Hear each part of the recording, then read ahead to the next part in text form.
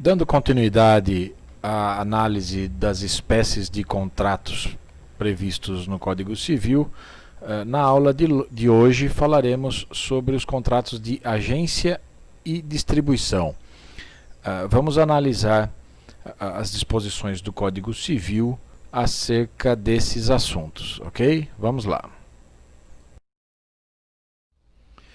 Para definirmos esses contratos, vamos analisar o que dispõe o Código Civil no artigo 710.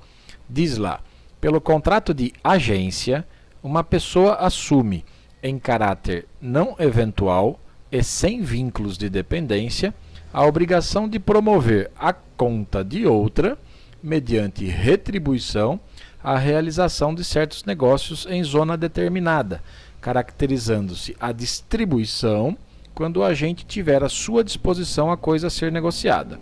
E complementa o parágrafo único, dizendo que o proponente pode conferir poderes ao agente para que este o represente na conclusão dos contratos. Acho que é importante iniciarmos a nossa discussão lembrando que existem várias opiniões divergentes acerca desses dois contratos, acerca do contrato de agência e de distribuição. Vamos começar analisando o seguinte. Primeiro, do meu ponto de vista ao menos, se trata de contratos distintos, né? Se tratam de contratos distintos, são diferentes, né? Mas isso não é pacífico, né? Há quem defenda, por exemplo, que o contrato de agência, né, não se distingue, né, não se caracteriza como um contrato diferente do contrato de distribuição, né? Eles teriam funções idênticas, né? O código trataria, por exemplo, ao falar de contrato de agência, né, ele também permite o chamado contrato de agência e distribuição e não diferenciaria tais espécies contratuais. Eu particularmente não concordo com isso, e vários autores também não concordam, né? Mas enfim, já é uma polêmica. A verdade é que se percebe da leitura do artigo 710, né, que o contrato de agência, no contrato de agência, né, o agente sem vínculo de subordinação, ou seja, com autonomia, né, e sem deter a coisa que comercializa, ou seja, o bem não está com ele, né? Então o agente nesse contrato de agência, ele realiza negócios numa área determinada, né, numa zona específica pré-determinada, né, e por conta disso faz jus a uma remuneração, que pode ser uma remuneração fixa ou um percentual dos negócios que realiza, dos bens que comercializa, né? No contrato de distribuição, você percebe a diferença, principalmente diante da parte final do caput do artigo 710, né? Embora o distribuidor também deva realizar negócios a conta e no interesse de terceira pessoa, do fabricante, né, do produtor, a diferença é que o distribuidor já tem à sua disposição a coisa negociada, né? Então, ter consigo ou não a coisa a ser comercializada é justamente o que diferencia o contrato de agência do contrato de distribuição, certo? São elementos, são características que tornam, que apresentam, na verdade, para a gente aí de uma maneira bastante clara que existem duas espécies contratuais tratadas aí no mesmo capítulo do Código Civil. Um é o contrato de agência, o outro é o contrato de distribuição. E daí você começa a tirar o conceito, a definição desses contratos, né? O contrato de agência é aquele contrato em que uma pessoa, que pode ser física ou jurídica, né, ela assume a obrigação de promover por conta de alguém, né, mediante uma remuneração, por conta de uma outra pessoa, né, a realização de certos negócios numa zona, numa área determinada, né, e ela assume essa obrigação, né, no contrato de agência em caráter não eventual, ou seja, com habitualidade, né, e sem vínculos de dependência, em outras palavras, com autonomia. O contrato de distribuição, por sua vez, né, tem quase o mesmo conceito, quase a mesma definição. Ou seja, também aquele negócio, aquele contrato em que uma pessoa, também física ou jurídica, né, assume com habitualidade, com autonomia, a obrigação de promover a conta de outra pessoa, também mediante remuneração, a realização de certos negócios.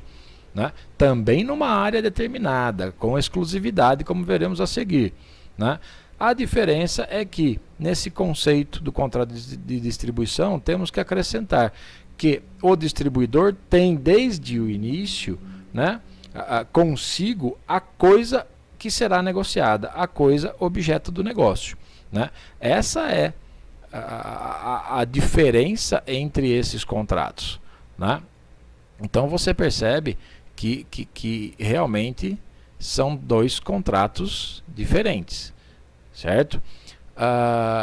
Outra situação interessante, outra divergência interessante, né, a respeito desses contratos é o seguinte: há quem sustente, por exemplo, que quando ocorrer o que está previsto aí no parágrafo único, né, ou seja, que diz o seguinte, aliás, o proponente pode conferir poderes ao agente para que este o represente na conclusão dos negócios, ou seja, pode o proponente outorgar ao agente, né, ou ao distribuidor poderes de representação que são similares aos poderes que decorrem do mandato. Né?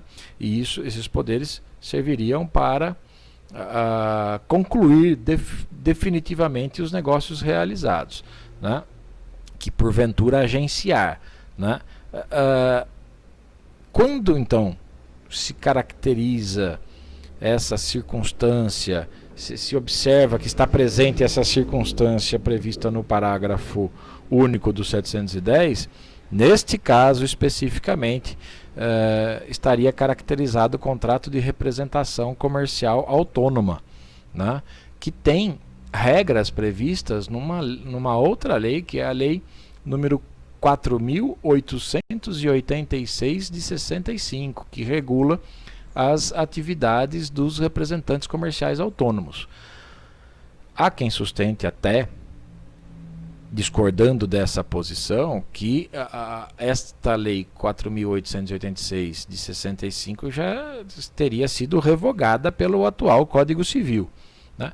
Eu até neste ponto penso que não. Eu acho que continuam se aplicando algumas regras dessa lei 4.886 de 65 naquilo que não for contrário ao Código Civil, porque penso até que o Código Civil não regulou toda a matéria da representação comercial. Agora, o que eu discordo é que somente neste caso do parágrafo único é que estaríamos diante da representação comercial.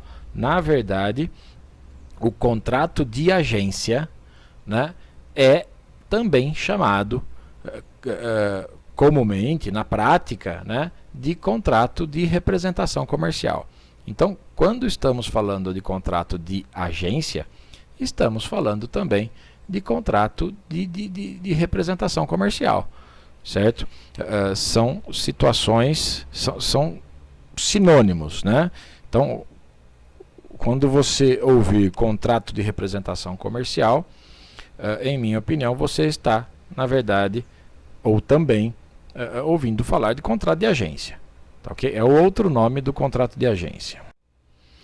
Então, resumindo, o contrato de agência, ele se configura quando uma pessoa assume, com autonomia, como dissemos, a obrigação de promover habitualmente, né, com habitualidade, né, por conta de outra pessoa, né, e mediante remuneração, a realização de certos negócios numa zona determinada.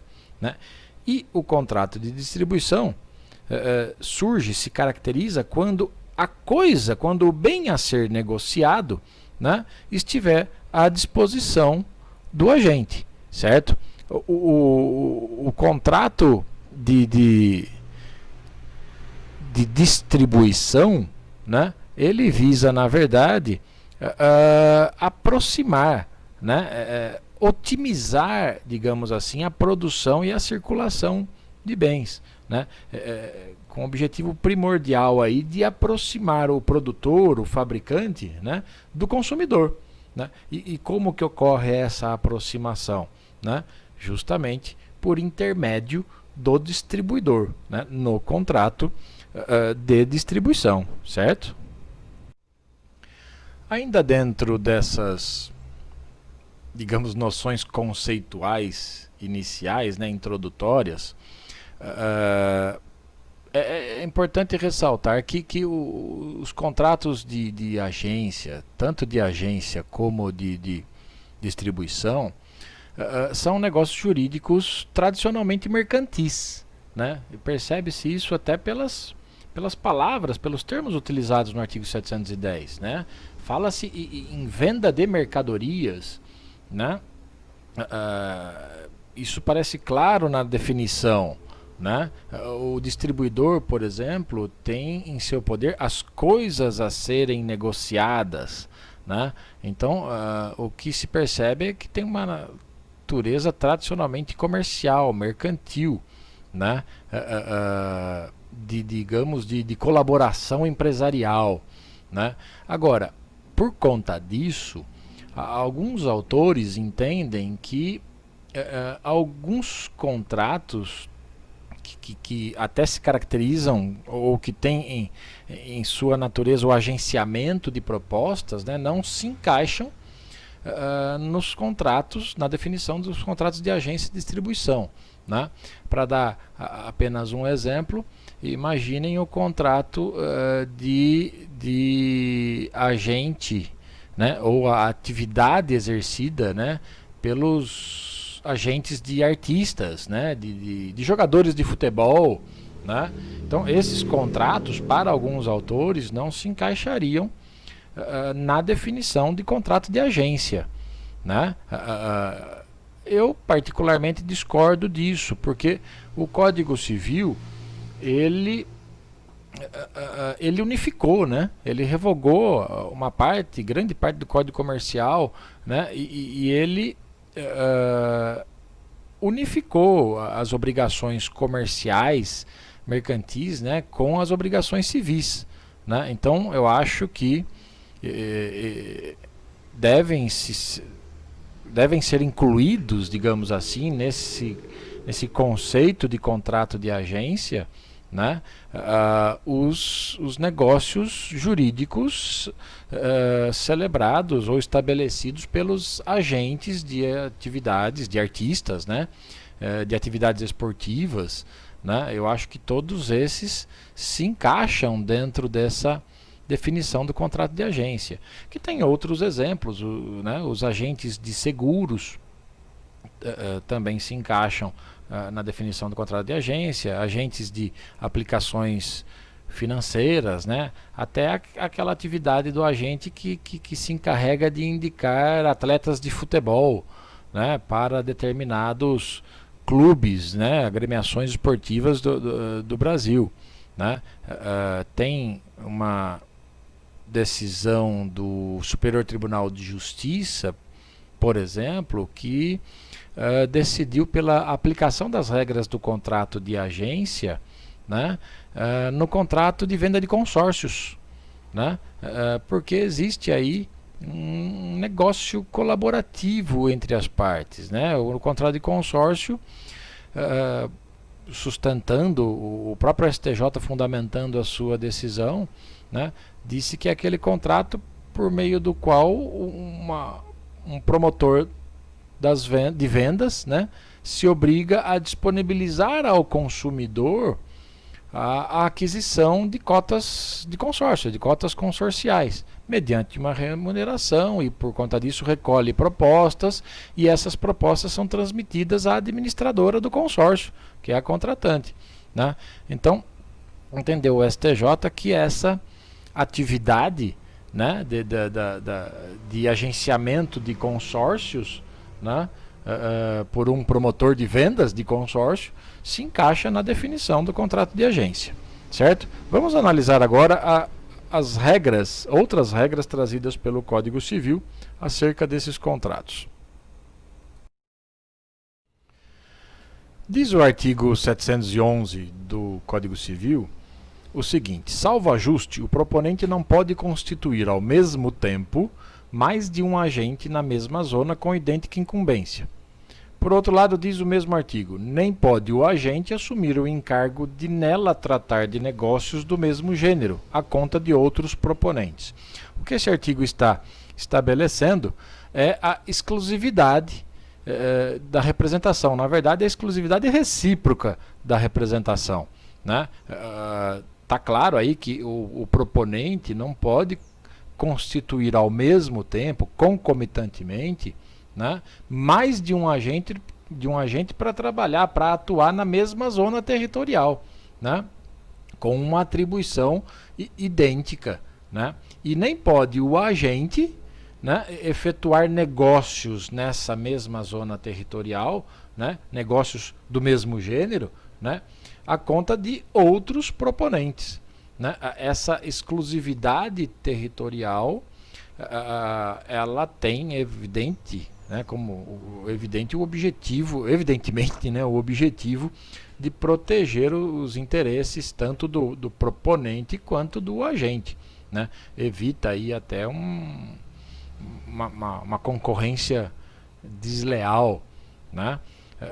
Eventual inadimplemento dessa obrigação das partes pode gerar ou constitui, na verdade, causa de rescisão contratual e até indenização de perdas e danos, né? Mas observem que o artigo 711 diz salvo ajuste, né? Então é evidente que pode ser estabelecido o contrário do que diz aí, né? Se for estabelecido o contrário, né, então é o que deve ser respeitado por terem as partes acordado desta maneira, né? Não existindo uma permissão expressa no contrato, né, seja de agência, seja de distribuição, né, o agente é proibido de contratar simultaneamente, né, a promoção de negócios do mesmo gênero com outro proponente, né? E ao proponente, também não existindo permissão expressa, né, ao proponente é proibida a constituição de outro agente para atuar na mesma área, na mesma zona territorial com idêntica incumbência, né? O artigo 712 estabelece que o agente, no desempenho que lhe foi cometido, deve agir com toda a diligência, atendo-se às instruções recebidas do proponente.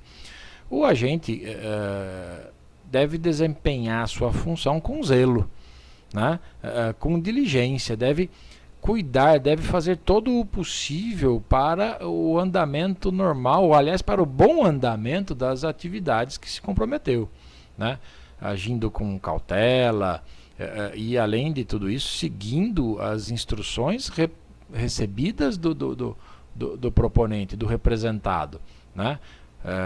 Por exemplo, os preços estipulados, as condições da venda, né, formas de pagamento, né? Desrespeitar isso também pode gerar rescisão contratual, né? Se o agente, vamos pensar o seguinte: se o agente vier se o resultado desse agenciamento não for vantajoso, né, para o proponente, mas o agente, mesmo assim, ter observado corretamente as orientações dadas, né, ter agido com diligência, com zelo, etc., né, o agente não tem nenhuma responsabilidade por eventual prejuízo que advenha das negociações que intermediou, das negociações que realizou, né? Em outras palavras, quem arca com os riscos do negócio é o proponente, não o agente, certo? O artigo 713 estabelece o seguinte: salvo estipulação diversa, todas as despesas com a agência ou distribuição correm a cargo do agente ou distribuidor. Observem que também diz salvo estipulação diversa, ou seja, é possível estabelecer o contrário num contrato, né? Se nada dispor o contrato, né, é o agente ou o distribuidor que devem arcar com as despesas oriundas da execução do contrato de agência ou distribuição. Que despesas? Despesas, por exemplo, com estadia, com transporte de mercadorias, despesas de viagem, né? Só não será assim, repito, se houver uma convenção, um acordo expresso, né, uma cláusula expressa em contrário, né, permitindo, por exemplo, estabelecendo, por exemplo, o reembolso, certo? O artigo 714 diz: salvo ajuste, o agente ou distribuidor terá direito à remuneração correspondente aos negócios concluídos dentro de sua zona. Olha a parte final: ainda que sem a sua interferência, né? O contrato de agência e distribuição, fica claro, né? Ele é um contrato oneroso, certo? É devida remuneração ao agente ou ao distribuidor, né? Diz esse artigo 714, né, que se não houver estipulação contrária, se não houver outro modo, se de outro modo não tiver sido estipulado no contrato, né, o agente tem direito, o agente ou o distribuidor tem direito de ser remunerado acerca dos serviços prestados e pelos negócios concluídos dentro da área determinada, dentro de sua zona de exclusividade de atuação, né? Mesmo que os negócios concluídos, mesmo que os negócios tenham sido concluídos sem a sua interferência, né? Imaginem que tenham sido efetivados por outra pessoa, por outro agente, que invadiu a sua área, a sua zona de exclusividade, né? Ou às vezes o negócio tenha sido celebrado diretamente pelo proponente sem a interferência do agente, né? O que diz esse artigo é o seguinte: que se o negócio foi realizado, concluído dentro da zona de exclusividade do agente, ele tem direito à remuneração, mesmo que não tenha havido interferência de sua parte, tá? O artigo 715 estatui que o agente ou distribuidor tem direito à indenização se o proponente, sem justa causa, cessar o atendimento das propostas ou reduzi-lo, tanto que se torna antieconômica a continuação do contrato. O artigo 716, de certa maneira, complementa esse. A remuneração será devida ao agente também quando o negócio deixar de ser realizado por fato imputável ao proponente. Então, o que está tratando esses artigos, né, o que está ficando claro aí é que o agente ou o distribuidor, eles têm direito a indenização, ou seja, de ter os prejuízos que lhe foram causados, lucros cessantes, danos emergentes, etc., né? Eles têm o direito de serem indenizados, ressarcidos desses prejuízos, se tiverem sido causados por descumprimento, né? Descumprimentos do proponente, de um descumprimento sem justa causa, né? Então, imagine que o proponente para de fornecer os produtos, né, não atende mais as propostas que foram realizadas, angariadas pelo agente ou pelo distribuidor, né, ou reduz essas propostas, né, como está escrito aí, de modo a tornar antieconômica a manutenção do negócio. O que significa isso? Olha, ficou tão pouco, reduziu tanto, né, as propostas, que não compensa mais ao agente ou distribuidor continuar realizando negócios, né? O proponente, evidentemente, não terá o dever de reparar, né, de indenizar, se o dano advier de força maior, de caso fortuito, né, de circunstância, por exemplo, que modifique toda a economia do país, né, ou até mesmo também, não, evidentemente, não terá o direito de indenizar, o dever de indenizar, se tudo isso ocorrer por culpa exclusiva do agente ou distribuidor, né? Enfim, se o negócio não se realizar, como diz o 716, por algum fato que seja imputável ao proponente, né? Repito, quando ele deixa de acatar os pedidos, não efetua os fornecimentos, né? O agente mantém o seu direito à integral remuneração, né? Porque o negócio foi concluído, ele realizou o serviço, né? Ele prestou o serviço a que foi contratado, né? Na sua zona de exclusividade, e só não se concretizou por conta de algo imputável ao proponente, não a ele próprio. Então, ou seja, não foi culpa do agente, né? Então, além do direito à indenização previsto no 715, o agente também mantém o seu direito à remuneração pelos negócios que porventura não se realizarem por algo que seja imputável ao proponente.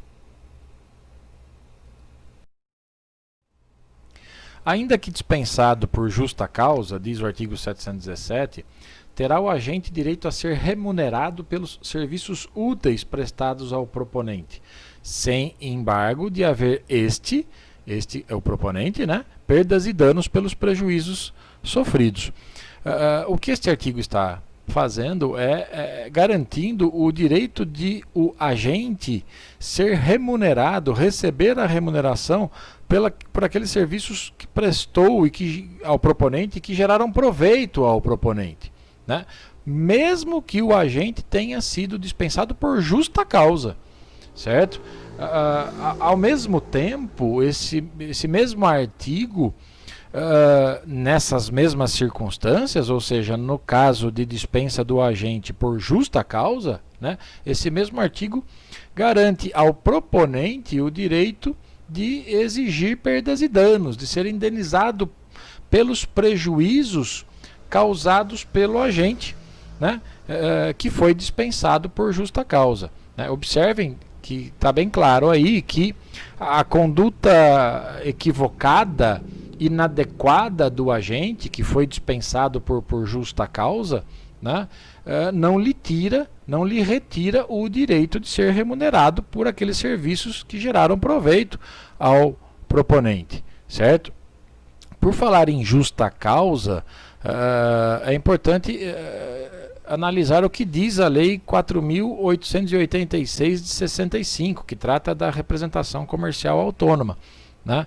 Lá estabelece, por exemplo, que constitui justa causa, né, constitui um motivo justo para a rescisão do contrato de representação comercial, né, essa rescisão pelo representado, né, ou seja, pelo proponente, né, a desídia do representante, né, no cumprimento das suas obrigações decorrentes do contrato, né, a prática de atos que importem em descrédito comercial do representado, né, do proponente, a falta de cumprimento das obrigações contratuais, né, até a condenação definitiva por crime considerado infamante, né? Esse é o termo utilizado pela Lei 4.886 de 65. Então são motivos, são situações que constituem motivos justos para a rescisão do contrato, né? A mesma lei também estabelece que o representante, né, o agente pode também promover a rescisão do contrato por motivos justos, né? E a lei traz um rol do que se constituiria um motivo justo, né? Dentre eles, por exemplo, a redução de esfera de atividade do representante, desrespeitando as cláusulas do contrato, né? A quebra da exclusividade prevista no contrato, seja uma quebra direta ou indireta, né? A fixação abusiva de preços em relação à área a zona de atuação do representante, né, com o objetivo de impossibilitar o exercício do seu trabalho, né, e até mesmo, é claro, não poderia deixar de ser o não pagamento da remuneração devida ao representante, ao agente, né. Enfim, esses são motivos justos para a rescisão previstos na Lei 4886 de 65. Né? De qualquer maneira, o artigo 717 deixa claro que o agente, mesmo que tenha sido dispensado por um motivo justo, mesmo que tenha havido justa causa, ele tem direito de receber uma remuneração equivalente aos serviços prestados ao proponente, aqueles serviços que foram úteis, que foram vantajosos ao proponente, né? Claro, respeitando as cláusulas contratuais. E, ao mesmo tempo, o proponente tem direito de pleitear indenização pelas perdas e danos em razão dos prejuízos que sofreu por conta das atividades executadas inadequadamente pelo agente, certo? O artigo 718 estabelece que se a dispensa se der sem culpa do agente, então agora estamos diante da dispensa sem justa causa. O 717 era por justa causa. O 718 traz a hipótese da dispensa sem culpa do agente, ou seja, sem justa causa. Terá ele direito à remuneração até então devida, inclusive sobre os negócios pendentes, além das indenizações previstas em lei especial. Então, este artigo 718 está dizendo que se o agente for dispensado sem culpa dele, ou seja, se o contrato se encerrar sem culpa do agente, sem que haja um motivo justo, né, o agente tem direito à remuneração devida até a data da sua dispensa, referente àqueles serviços úteis, né, já prestados. Inclusive, tem direito também à remuneração relativa aos negócios pendentes. Né? Os negócios pendentes são aqueles já encaminhados, mas ainda não concluídos. Ele tem direito a essa remuneração, porque esses negócios irão gerar renda, para proveito, vantagens para o proponente. Né? Então, o agente que encaminhou esses negócios, ele tem direito de ser remunerado por isso. Né? Além de, como diz o 718 na parte final, além das indenizações previstas em lei especial. Né? E aí a gente volta para a lei 4.886 de 65, né? que traz pelo menos duas indenizações, né? Duas formas de indenização, ou duas espécies de indenização. Lá no artigo 27, por exemplo, dessa lei, que trata da representação comercial autônoma, ele estabelece, esse artigo 27, que o contrato de representação comercial deve conter vários elementos, né? Obrigatoriamente. Dentre eles, tem a obrigação de conter a previsão de uma indenização devida ao representante pela rescisão do contrato sem motivo justo. Né? E estabelece que essa indenização, está lá no artigo 27 dessa lei, não pode ser inferior a 1/12 do total da retribuição auferida durante o tempo em que exerceu a representação. Então, é uma indenização prevista e que faz jus o representante a ela se for dispensado sem justa causa, sem culpa sua. Né? Na mesma lei, lá no artigo 34, estabelece que se essa dispensa se der sem prévio aviso, né? E o aviso prévio também está previsto no Código Civil, que veremos em seguida, né? Se essa dispensa se der sem prévio aviso, surge para aquele que denunciou o contrato, né? Aquele que está rescindindo o contrato, estamos trabalhando agora com a hipótese de o proponente realizar isso sem culpa do agente, né? Terá direito o agente ao pagamento de uma importância igual a 1/3 das comissões, na verdade, da remuneração auferida nos últimos 3 meses, né? Nos 3 meses anteriores à data da dispensa, certo? São espécies de indenizações, ou são indenizações previstas na Lei 4.886 de 65, né? A qual remete o artigo 718 do Código Civil. O artigo 719 estabelece que se o agente não puder continuar o trabalho por motivo de força maior, terá direito à remuneração correspondente aos serviços realizados, cabendo esse direito aos herdeiros no caso de morte. Então, imaginem que por um motivo de força maior ou caso fortuito, o agente fique impossibilitado de continuar o trabalho de agenciamento, né? O que diz esse artigo é que ele continua, ele tem direito, aliás, a uma remuneração referente aos serviços realizados, né? Ele só não pode, nas circunstâncias deste artigo, ele só não pode continuar a prestar o serviço, né, por um motivo alheio à sua vontade. Isso não lhe retira, claro, o direito de ser remunerado pelos serviços já praticados, né? Imagine uma doença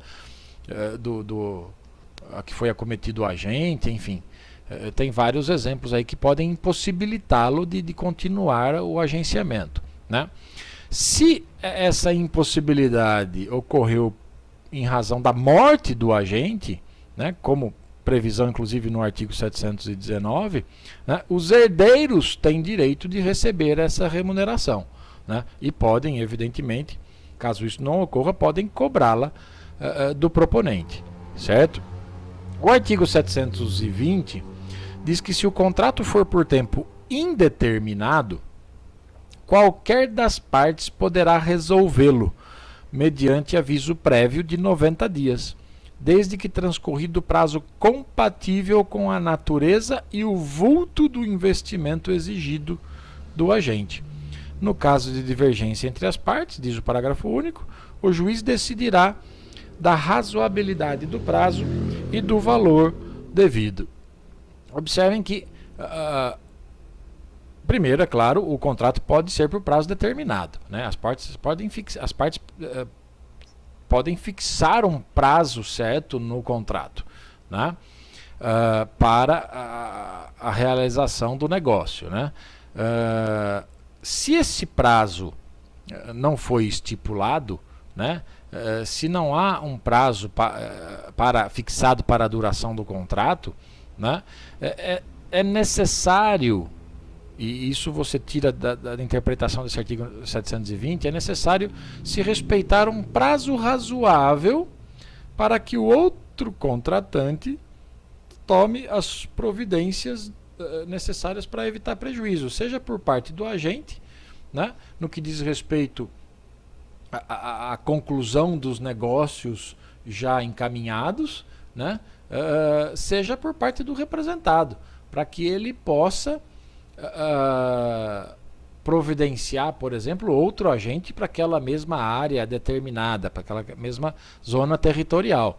Então, se o contrato não tiver um prazo determinado, né, é necessário respeitar esse aviso prévio justamente por isso, para evitar esse prejuízo, né, ao outro contratante, né? Então, se o proponente resolve resolver o contrato, ele tem que avisar o agente com pelo menos 90 dias de antecedência, né, para que o agente possa se preparar para isso. E vice-versa, né? Se o agente pretende resolver o contrato, ele deve avisar o proponente com pelo menos 90 dias para que o proponente possa se preparar para isso, por exemplo, como eu já disse, encontrando outra pessoa, outro agente para atuar naquela mesma zona territorial, né? Então, qualquer contratante, qualquer um deles, né, em se tratando de contrato por prazo indeterminado, pode pôr fim ao contrato, né, a qualquer tempo, né, desde que avise previamente, né, com antecedência de 90 dias, o momento em que pretende rescindir, o momento em que pretende resolver o contrato, para que evite prejuízo para a outra parte, né? Se não houver acordo entre as partes, né? Porque o artigo 720, na parte final, diz: desde que transcorrido o prazo compatível com a natureza e o vulto do investimento exigido do agente. Isso demanda análise do caso concreto, né? Quer dizer, o agente teve tempo suficiente nesse contrato por prazo indeterminado, né? Tempo suficiente para reaver, por exemplo, o investimento que fez no agenciamento de propostas, etc., né? Qual é a natureza desse investimento? Enfim, eles têm que entrar num acordo em relação a isso. Se as partes divergirem, né, é evidente que a decisão caberá ao juiz, que deve decidir exatamente sobre essa razoabilidade do prazo de contratação transcorrido até o instante em que ocorreu o aviso prévio, né? Assim como do valor devido pelo proponente ao agente até o momento dessa rescisão contratual, desse rompimento do contrato, certo? O artigo 721 do Código Civil, por fim, ele estabelece que aplicam-se ao contrato de agência e distribuição, no que couber, as regras concernentes ao mandato e à comissão e as constantes de lei especial. Ele traz regras de aplicação subsidiária, né? São todos contratos similares, né? E é agência, distribuição, mandato e comissão, e nós mesmos já vimos, ao analisarmos o artigo 710 lá no início, que o parágrafo único dele diz que o proponente pode conferir poderes ao agente para que este o represente na conclusão dos contratos. Então nós teríamos um contrato de agência, né, ou distribuição, né, um contrato de agência, imaginem, em que uma das cláusulas desse contrato teria como teor justamente a outorga de poderes ao agente para representar o proponente na conclusão dos contratos, né? Então, isso evidentemente nós teríamos neste caso um mandato, né, previsto numa cláusula contratual, né, do negócio, né, numa das cláusulas, uma das cláusulas do contrato de agência, né, seria um mandato, né, seria a outorga de poderes ao agente para representar o proponente. E é por isso que esta cláusula, né, em se tratando de um mandato, né, nós teríamos um mandato na forma de cláusula contratual, né, isso atrai, né, a aplicação das normas próprias, típicas do contrato de mandato, né, inclusive e principalmente por força, em razão do que dispõe o artigo 721 do Código Civil, ok? Estes foram os comentários, as sucintas considerações acerca das regras contidas no Código Civil sobre os contratos de agência e distribuição. Valeu, grande abraço em todos e todas.